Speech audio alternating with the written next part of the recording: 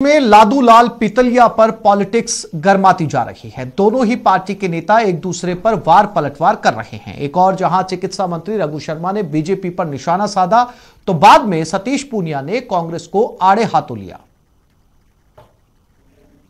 गंगापुर से बेंगलोर तक रगड़ कर रख देंगे, ये कौन कह रहा है? भारतीय जनता पार्टी के मुख्य सचेतक जोगेश्वर गर्ग। साड़ा विधानसभा क्षेत्र जहां बाई इलेक्शन हो रहा है, वहां के प्रत्याशी पीतलिया जो निर्दलीय है के रूप में फार्म भरा, उनको कह रहे हैं रगड़ के रख देंगे। कहां तक? गंगापुर से लेके बेंगलोर तक। और अगर जीत करके पार्टी को नुकसान पहुंचाया तो क्या हम छोड़ देंगे? 3 तारीख नामांकन वापसी की निकल जाने दो, उसके बाद क्या होता है इसकी कल्पना भी नहीं होगी उनके दिल में।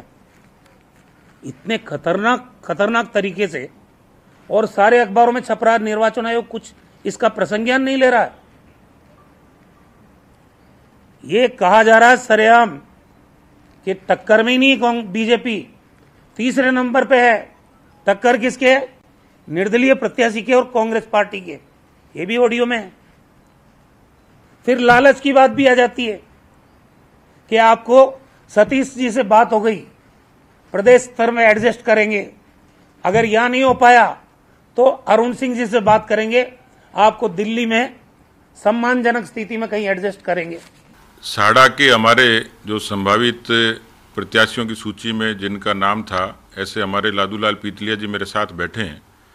और पिछले कुछ दिनों से मैं देख रहा हूं कि कांग्रेस को लग रहा था कि पीतलिया जी यदि चुनाव लड़ेंगे तो कांग्रेस को फ़ायदा होगा। कांग्रेस अपनी गणित समझ के बैठी हुई थी और पूरी चीज़ें इन्होंने स्पष्ट कर दी। परिवार में समझाइश होती है, इन्होंने बड़ा दिल रखते हुए स्वेच्छा से अपना नामांकन वापस लिया और भारतीय जनता पार्टी की जीत सुनिश्चित होने का मार्ग प्रशस्त किया। पार्टी में ऐसे बहुत सारे लोग होते हैं जो उदारता से पार्टी के पक्ष में खड़े होते हैं, तो पार्टी इनका निश्चित रूप से मान सम्मान करेगी। लेकिन मुझे लगता है कि कांग्रेस पार्टी हार की बौखलाहट से निराशा, हताशा उनके चेहरों में और उनके बयानों में दिखती है, क्योंकि उनकी वहाँ गणित बिगड़ी और इसलिए उन्होंने कभी चिट्ठी का, कभी ऑडियो का, इस किस्म की सियासत करी। और अब बात उदयपुर की, जहां भिंडर कस्बे में एक क्षतिग्रस्त पेयजल सप्लाई की बड़ी टंकी को आज ध्वस्त कर दिया गया। अब यहां पर 3 लाख लीटर पानी की क्षमता वाली नई टंकी का निर्माण किया जाएगा। यह टंकी करीब 35 साल पुरानी थी, जो 6 महीने पहले क्षतिग्रस्त होकर टंकी की छत अंदर की तरफ धंस गई थी। इससे नगर के विभिन्न क्षेत्रों में कम दबाव से पेयजल सप्लाई हो रही थी। स्वीकृति जारी होने और टेंडर प्रक्रिया होकर कार्य आदेश जारी हो गए, जिसके तहत विभाग के कर्मचारियों की देखरेख में पुरानी टंकी को ध्वस्त कर दिया गया। अब यहां पर नवीन टंकी का निर्माण शुरू होगा। यह टंकी करीब 6 माह में बनकर तैयार हो जाएगी।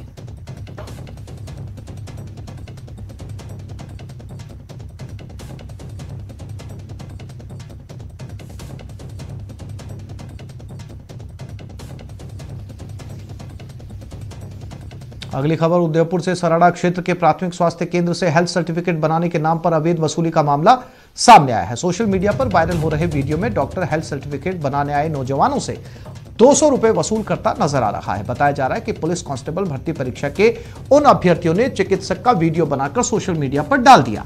न्यूज 18 इस वायरल वीडियो की पुष्टि नहीं करता। खैर, जिस तरह से वीडियो वायरल हुआ है, उसके बाद डॉक्टर की करतूत जगजाहिर होती नजर आ रही है। बताया गया कि पहले भी विभाग ने उस डॉक्टर को पाबंद किया था, लेकिन उसका रवैया नहीं बदला। हम हेल्थ वो फिटनेस सर्टिफिकेट बनवाने के लिए टोकर हॉस्पिटल गए 12:30 बजे के आसपास। तो वहाँ पे जो डॉक्टर साहब मिले, हमने बोला सर्टिफिकेट पे साइन करने। उन्होंने बोला 1-2 घंटे वेट करें, तो उधर बैठो। तो हमने थोड़ी देर उधर बैठे, टाइम पास किया। फिर हमने 2:30 बजे के आसपास वापस गए, तो उन्होंने बोला थोड़ी देर और बैठो। थोड़ी देर हमारा टाइम पास करवाया 12:30 बजे से 3 बजे तक। फिर 3 बजे उन्होंने बोला कि आ जाओ क्वार्टर में मेरे पीछे पीछे। तो हम उनके पीछे पीछे क्वार्टर में गए। तो वहाँ पे हमने 3 सर्टिफिकेट पे साइन करवाए। और फिर साइन करके उन्होंने बोला कि 200 रुपये मेरा चार्ज है। तो हमने 200 रुपये उनको दिए और उन्होंने हमारा 3 घंटे तक टाइम वेस्ट करवाया, टाइम पास करवाया। तो हमने पहले ही हमारे को पता चल गया कि कुछ गड़बड़ होगी, तो हमने वीडियो रिकॉर्ड कर दिया और 5 मिनट का वीडियो हमारे पास सबूत के तौर पर पड़ा है। अब खबर दौसा के धनावड़ गांव की, जहां महिलाएं जमीन विवाद को लेकर कलेक्ट्रेट पहुंची, लेकिन एक अनोखे अंदाज में महिलाओं ने अपने हक के लिए मोर्चा खोला और कनक दंडवत लगाते हुए कलेक्ट्रेट में प्रवेश किया और एसपी दफ्तर तक पहुंची। चिलचिलाती धूप में ये महिलाएं कनक दंडवत लगाते हुए नजर आई। इसके बाद उन्होंने पुलिस अधीक्षक के नाम ज्ञापन सौंपा। महिलाओं के मुताबिक धनावड़ में जमीन विवाद में नारायण मीणा नाम का व्यक्ति पीड़ित पक्ष को परेशान कर रहा है और पुलिस के साथ भी मिलीभगत कर रखी है।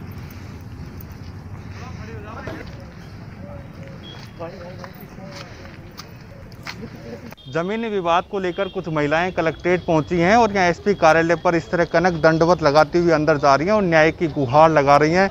इन महिलाओं में की काफ़ी सारी मांगे होंगी, अभी हम इनसे बात करते हैं। एक महिला से हम बात कर लेते हैं कि किस तरह की समस्या है आपको, क्यों इस तरह कनक दंडवत लगा रहे हो, पहले ये बताओ। समस्या यह है, हमको मकान नहीं बनवा दे रहे, हमारा टंडेर बाहर पड़े है, नारायण सिंह है, नारायण मकान नहीं बनवा दे रहे और वो कोलवा का थाना है ना, पुलिस का आके हमारा धमकी देता है, सामान को उठाता है, वो उठवाता है वो ऑफिस। कौन से गांव से आए हो आप? डंडावड़ से। तो किस तरह के जमीन का विवाद है, क्या है ये? जमीन का है, बिल्कुल जमीनी विवाद है और विवाद के पीछे ये जो महिलाएं हैं इनका कहना है कि जो पुलिस है उसके मिलीभगत है और इस मिलीभगत के चलते वो यहाँ पर कनक दंडवत लगाती हुई एसपी ऑफिस आई है और न्याय की गुहार लगा रही हैं। आशीष शर्मा, न्यूज़ 18 दौसा। और अब बात शहर एबीवीपी के प्रदर्शन की, जहां अजमेर में सम्राट पृथ्वीराज चौहान राजकीय महाविद्यालय में विभिन्न समस्याओं को लेकर एबीवीपी ने प्रदर्शन किया और प्राचार्य को ज्ञापन सौंपा। एबीवीपी कार्यकर्ताओं ने कॉलेज के मुख्य द्वार से नारेबाजी करते हुए कॉलेज में पीने के पानी की समस्या के साथ जर्जर कक्षाओं की मरम्मत और अन्य छात्र हित से जुड़े मुद्दों को लेकर जमकर नारेबाजी की। वहीं बीकानेर में अखिल भारतीय विद्यार्थी परिषद का विरोध देखने को मिला। यहां छात्र कलेक्ट्रेट पर जमा हुए और 5 सूत्रीय मांग को लेकर प्रदर्शन किया।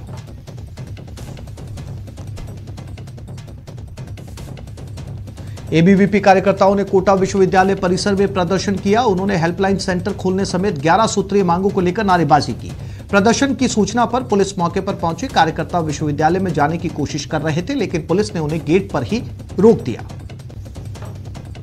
क्योंकि स्टूडेंट जब यहाँ यूनिवर्सिटी आता है तब उसको एक तो उसके साथ दुर्व्यवहार किया जाता है, उसकी समस्या भी नहीं सुनी जाती है ठीक से।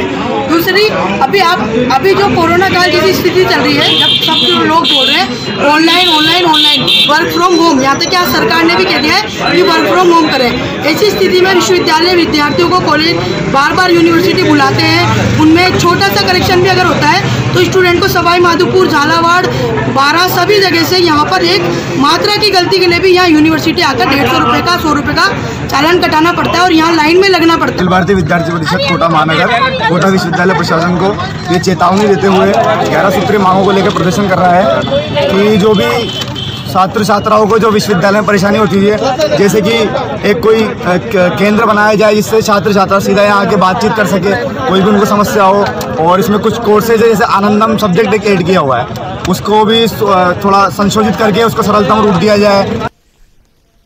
अजमेर के सम्राट पृथ्वीराज चौहान राजकीय महाविद्यालय में एबीवीपी ने कई समस्याओं को लेकर प्रदर्शन किया। कार्यकर्ताओं ने कॉलेज में पीने के पानी की समस्या और जर्जर क्लास रूम्स की मरम्मत की मांग उठाई। उन्होंने कॉलेज प्रशासन के खिलाफ प्राचार्य को ज्ञापन भी सौंपा।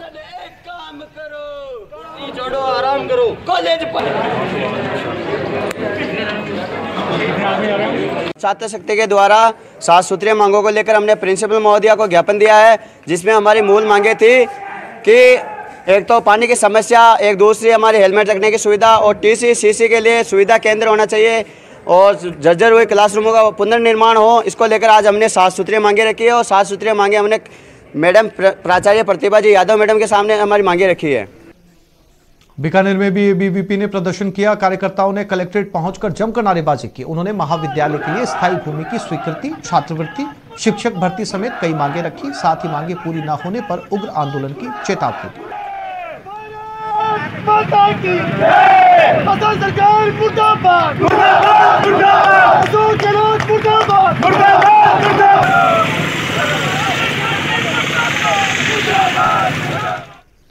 दौसा जिले के गांगदवाड़ी गांव में पिछले 6 दिनों से ग्रामीण वाइन शॉप के खिलाफ प्रदर्शन कर रहे हैं। गांव के सरपंच धर्मा देवी मीणा धरना प्रदर्शन का नेतृत्व कर रही है। ग्रामीणों का कहना है कि जब तक शराब के ठेके को हटाया नहीं जाएगा तब तक आंदोलन जारी रहेगा। सरपंच ने मांगे नहीं माने जाने की सूरत में सड़क जाम की चेतावनी दी। मैं पिछले कई दिनों से धरने पे बैठी हूँ। और प्रशासन हमारी एक नहीं सुन रहा है। आबकारी विभाग भी सोया हुआ है और मेरे साथ और भी ग्रामीण लोग हैं जिनमें रोष व्याप्त है और अगर हमारी मांग पूरी नहीं हुई तो हमारा आंदोलन जारी रहेगा। और मैं चेतावनी दे रही हूँ कि हमारी मांग पूरी नहीं हुई तो रोड को और जाम करेंगे। डूंगरपुर पुलिस ने बिछीवाड़ा थाना क्षेत्र के शिशोद के पास बियर से भरी बोलेरो कार को जब्त किया। जिला पुलिस अधीक्षक सुधीर जोशी की ओर से जिले में अवैध शराब तस्करी के खिलाफ अभियान चलाया जा रहा है। इसी के तहत जिला स्पेशल पुलिस टीम को मुखबिर के जरिए सूचना मिली कि एक बोलेरो से अवैध शराब गुजरात ले जाई जा रही है, जिस पर पुलिस टीम ने NH 48 पर शिशोद के पास नाकाबंदी कर बोलेरो से 44 पेटी बियर जब्त करी। टीम ने जब्त शराब और आरोपी को बिछीवाड़ा थाना पुलिस को सौंप दिया। पुलिस ने आबकारी अधिनियम के तहत केस दर्ज करते हुए जाँच शुरू कर दी। नेहा का भतीजा है। किसका? ये इसके सरपंच का।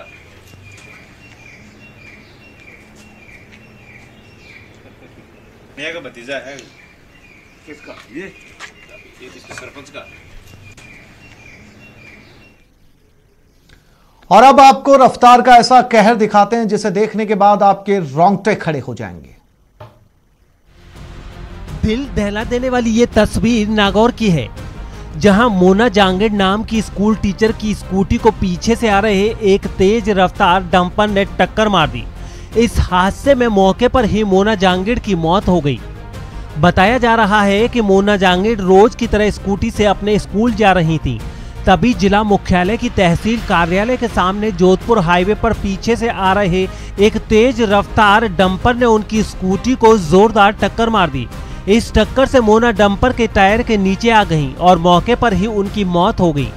ये पूरा हादसा पास लगे एक CCTV में भी रिकॉर्ड हो गया। रिकॉर्ड हुई तस्वीरों से साफ पता चलता है कि डंपर चालक की लापरवाही की वजह से ये हादसा हुआ है।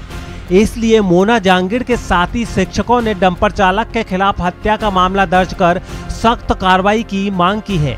आपको बता दें कि मोना राजकीय उच्च प्राथमिक विद्यालय गोवा खुर्द में कार्यरत थी और वो RAS की तैयारी कर रही थी।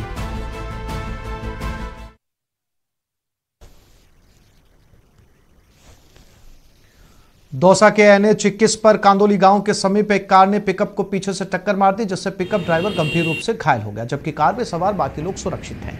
घायल को दौसा जिला अस्पताल में भर्ती करवाया गया है।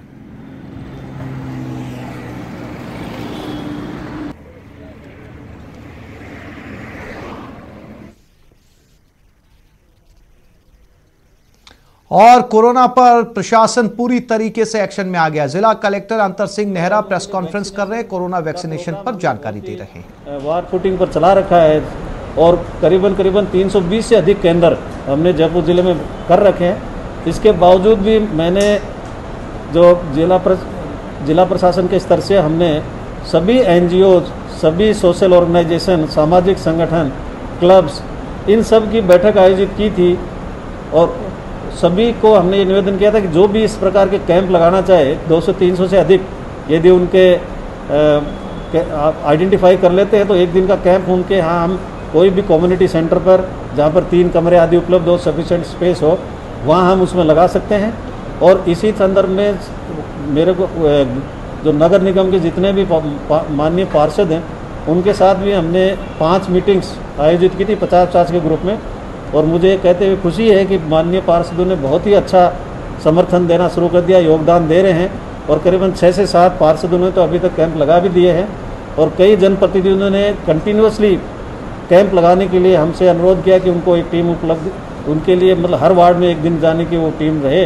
तो हम सभी को जो भी हमसे इसमें संपर्क कर रहा है हम उसको आगे बढ़कर इसमें सहयोग देंगे और सरकार की तरफ से जो वैक्सीनेशन जो सेंटर है वो वहाँ पर बना देंगे। हमारा सिर्फ इतना ही आग्रह है कि वो ज़मीन जो जगह है खुली रहे, खुली जगह हो जिसमें 3 कमरे हों या एक बड़ा हॉल हो और एक छोटा रूम भी हो जिसमें कि आदमी वेटिंग एरिया भी वहाँ रह सके और AEFI के केसेस के लिए आधे घंटे के लिए उसका वेटिंग एरिया वैक्सीनेशन के बाद में उसको प्राप्त हो सके, वही हमारा उसमें दे रहेगा। मैं समझता हूँ कि जन सहयोग से, जनप्रतिनिधियों के सहयोग से वैक्सीनेशन के अपने शीघ्र मैक्सिमम अपने करा पाएंगे तो इसमें लाभ मिलेगा और ये कोरोना को जो फैलाव है उसको रोक सकेंगे, क्योंकि ये बिल्कुल गवर्नमेंट लेवल से भी जैसे वेस्टर्न कंट्रीज़ में है, ब्रिटेन में।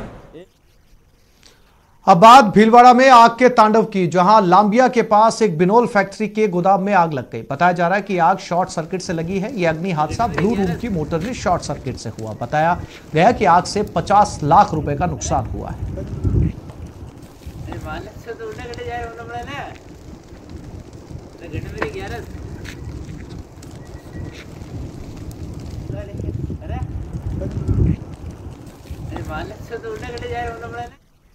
साफ पानी आपका अधिकार है। अगर आपके इलाके में पेयजल की समस्या है तो अपनी आवाज न्यूज़ 18 राजस्थान पर उठाइए, क्योंकि प्यास भर पानी जरूरी है।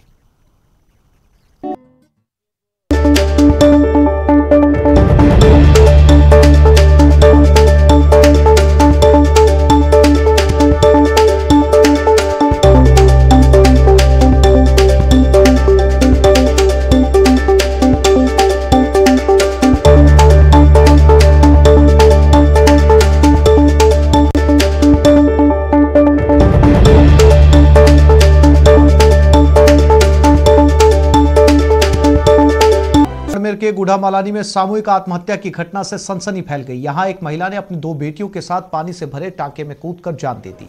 इस घटना की जानकारी मिलते ही पुलिस मौके पर पहुंच गई और ग्रामीणों की मदद से तीनों शवों को टांके से बाहर निकाला। बताया जा रहा है कि पिछले काफी समय से महिला का मानसिक संतुलन बिगड़ गया था। बहरहाल पुलिस ने मामला दर्ज कर जांच शुरू कर दी। गौरतलब है कि पिछले 2 साल से बाड़मेर में इस तरह की घटनाओं में तेजी से इजाफा होने लगा है। इसमें जो है जांच जो 176 के तहत एसडीएम के द्वारा जांच की जा रही है। अभी तक परिवार जो मायका पक्ष है उसने इस तरह का कोई शक शुबा और ये नहीं बताया। और प्राइमा फेसी जो बात आ रही है वो ये कि उसके 2 लड़कियां थी और शायद लड़का नहीं था, इस वजह से वो परेशान थी। इस तरह कोई सुसाइड का रीजन सामने आ रहा है। एक बार जब तफ्तीश क्लियर होगी उसमें जो भी मुद्दा होगा सामने आएगा। अलवर के बानसूर से झपटमारी की खबर सामने आई है। नीमुचाना गांव में 2 स्कूटी सवार अध्यापिकाओं को बाइक सवार बदमाशों ने पहले टक्कर मारी और उसके बाद जमीन पर गिरी एक महिला अध्यापिका का बैग लूटकर फरार हो गए। झपटमारों को दबोचने में पुलिस नाकाम रही।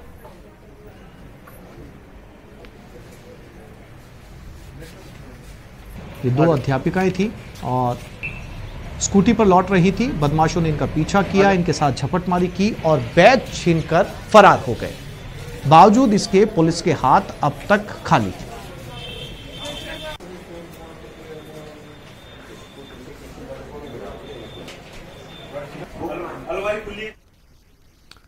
यह खबर पानी में बढ़ते जहर की है। आज से गंग कैनाल में शुरू हुई नहरबंदी के चलते जैसे जैसे पीछे से पानी की आवक कम होती जा रही है, वैसे वैसे गंग कैनाल में केमिकल युक्त जहरीले पानी की मात्रा बढ़ती जा रही है। इस वजह से गंग कैनाल में पानी का रंग न केवल काला पड़ गया है, बल्कि पानी का ऑक्सीजन लेवल भी काफी कम हो गया है। कई जगह से दूषित पानी की वजह से मछलियों के मारे जाने की भी खबरें हैं। इन सब को लेकर आज जलदाय विभाग दफ्तर पर लोगों ने प्रदर्शन कर गंदे दूषित पानी से स्वास्थ्य पर पड़ने वाले प्रभाव के बारे में प्रशासन को अवगत करवाया और साथ ही दूषित पानी से छुटकारा दिलाने की मांग की। त्राहिमाम हो रहा है। गंगानगर के लोग पीने के पानी के में जहर पी रहे हैं। आपको मैं लेकर के आया हूं जहां वाटर वर्क्स की डिग्गी में जहां पानी इकट्ठा हो रहा है, वहां जीव जंतु मरे हुए हैं, मछलियां मरी हुई है, पानी में बदबू आ रही है। ये पानी कितना साफ होगा? अधिकारी इसको कागजों में साफ कर रहे हैं या सिद्धांतों में या प्रैक्टिकल रूप से साफ कर रहे हैं? ये गंगानगर की जनता जो बीमार हो रही है, इसका परिणाम है पेट की बीमारियां, किडनी के रोग, कैंसर के रोग। श्री गंगानगर की गंग कैनाल में आज से शुरू हुई 20 दिन की नहरबंदी से पहले ही गंग कैनाल में पंजाब से आया दूषित और जहरीला पानी अब यहां के स्थानीय वासियों को परेशान कर रहा है। अभी हम इस समय गंग कैनाल पर ही मौजूद हैं, जहां का नज़ारा हम आप दिखाते हैं कि किस तरह से गंग कैनाल के अंदर जो पानी आ रहा है उसका रंग ही इतना आप में भयावह है। ये किस हद तक काला पानी हो चुका है।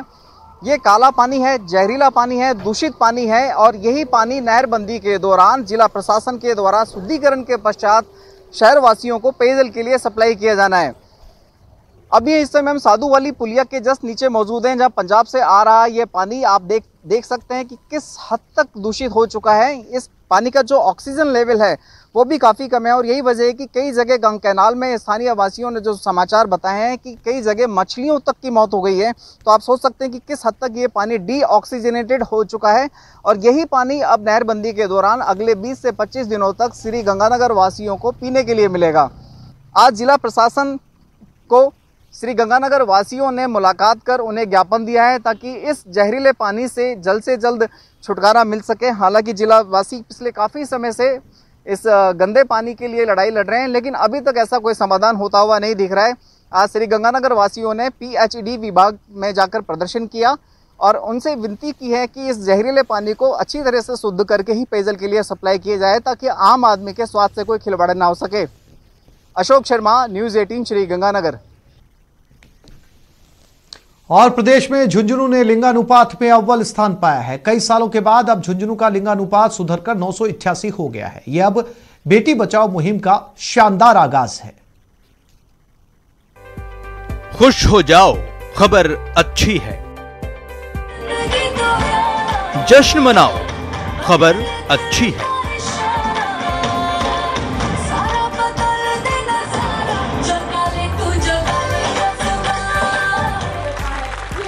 महारू राजस्थान आज बेटियों से गुलजार है। जो जिला कल तक बेटियों के मामले में पीछे था, आज वो बेटियां बचाने में टॉप पर है। झुंझुनू जिले में अब बेटियों का लिंगानुपात 988 हो गया है। झुंझुनू जिला लिंगानुपात में प्रदेश में पहले नंबर पर है। वहीं खेतड़ी में बेटियों की संख्या प्रति 1000 पर 77 बढ़ी है, जबकि उदयपुरवाटी में बेटियों की संख्या घटी है। जिले के 8 में से 4 ब्लॉकों में बेटियों की संख्या बढ़ी है। इन जिलों में खेतड़ी, मलसीसर, उदयपुरवाटी और शहरी क्षेत्र ब्लॉक शामिल हैं। 2015 में बेटी बचाओ बेटी पढ़ाओ अभियान के तहत यहाँ बहुत से प्रयास शुरू किए गए, जिसमें सबसे पहले सोसाइटी का माइंडसेट चेंज करना, जागरूकता करना, उसके बाद में गर्ल्स एजुकेशन के ऊपर विशेष योगदान दिया गया। PCPNDT कानून को और उनके विरुद्ध की गई कार्रवाइयों को विशेष तौर से किया गया। वर्तमान कलेक्टर द्वारा लाडो सम्मान निधि, इससे पूर्व कलेक्टर द्वारा लंच विद लाडली, विद्यालयों में नामांकन, अपना बच्चा अपना विद्यालय अभियान, इस तरह से कई कैंपेन शुरू किए गए। और अब मुझे ये कहते हुए बड़ी सुखद अनुभूति हो रही है कि पूरे प्रशासन और सारे विभागों के सम्मिलित प्रयास से अगर केवल 2020 और 21 यानी अप्रैल 20 से मार्च 21 तक का अगर अपन लिंगानुपात की बात करें तो 988 जो प्रदेश में सर्वाधिक। अब आपको बताते हैं आखिर कैसे लिंगानुपात सख्ती, निगरानी और जागरूकता से ये मुकाम हासिल किया है। सख्ती, निगरानी और जागरूकता से बढ़ा लिंगानुपात। PCPNDT टीम ने लगातार डिकॉय ऑपरेशन किए। जिले की सोनोग्राफी मशीनों में ट्रैकर लगाए गए। आमजन को जागरूक किया गया। अब आंकड़ों की नजर साल दर साल लिंगानुपात देखिए। साल 2015 लिंगानुपात 917, 2016 933, 2017 955, 2018 945, 2019 939 और 2020 में 988। प्रदेश में हमारा जो सेक्स रेशियो पहले था 2011 का वो 837 था, जो बहुत ही नीचे स्तर पे था। इतना पढ़ा लिखा जिला होने के बावजूद नीचे स्तर पे था, लेकिन अब लगातार प्रयास करने के बावजूद ये सुधार हुआ है और गत एक वर्ष में 51 पॉइंट्स का इम्प्रूवमेंट हुआ है। प्रदेश में झुंझुनू ने नई इबारत लिखी है। बेटियों को बचाने के लिए, उन्हें पढ़ाने के लिए, बेटियों को बढ़ाने के लिए न सिर्फ प्रशासन की पहल बल्कि आम जन भी बखूबी जागरूक हो चुका है।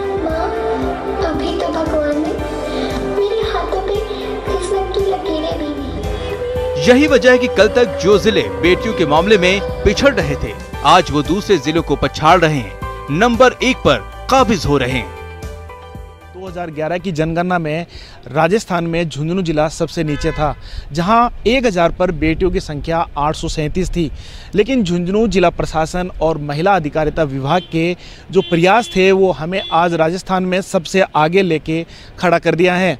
अब झुंझुनू में सबसे ज़्यादा राजस्थान में बेटियां पैदा हो रही हैं। यहाँ पर 1000 पर 988 बेटियां झुंझुनू जिले में पैदा हो रही हैं। ये झुंझुनू के लिए बड़े गर्व की बात है। झुंझुनू प्रशासन ने बेटियों को आगे बढ़ाने में कई प्रकार के नवाचार किए हैं। कैमरा पर्सन रियाज के साथ इम्तियाज़ भाटी, न्यूज़ 18 झुंझुनू। तो इस बुलेटिन में फिलहाल इतना ही। नमस्कार।